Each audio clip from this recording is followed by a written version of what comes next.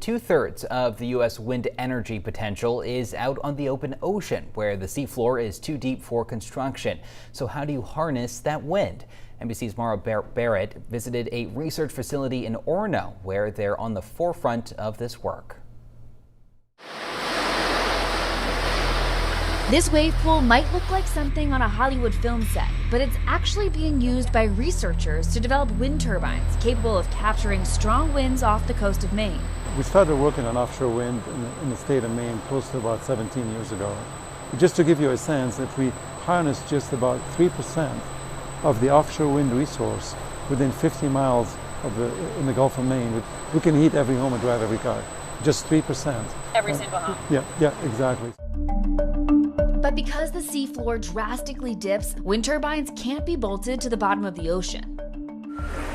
So, Dr. Habib Dagher leads a team of engineers working to create cutting-edge floating technology that's capable of sitting on the surface of the ocean, even where the seafloor is 150 feet deep. What you see behind you is what we call a semi-submersible. It's 3 stabilization pontoons. So when the wind blows, those pontoons basically give it the stability to keep it from just toppling over. This is a scaled down version. The real one will be 70 times bigger, and just a single turn of one of those turbines can generate enough energy to power a home for at least a day. Now it's time for the stress tests. This 100-foot long, 15-foot deep wave pool mimics the strong winds and waves the turbines would encounter during the worst storms. You could see the waves have gotten bigger. Right. The wind, you could feel the wind coming in right now.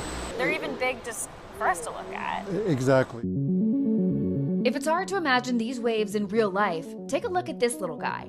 He represents a 6-foot man standing at the base of a turbine that's around 800 feet tall. Even in an extreme storm like that, it's staying fairly stable. Right. Which is really what this design is supposed to do. About 80% of Americans live within 200 miles of the coast, making a case for offshore wind's access to affordable and reliable power.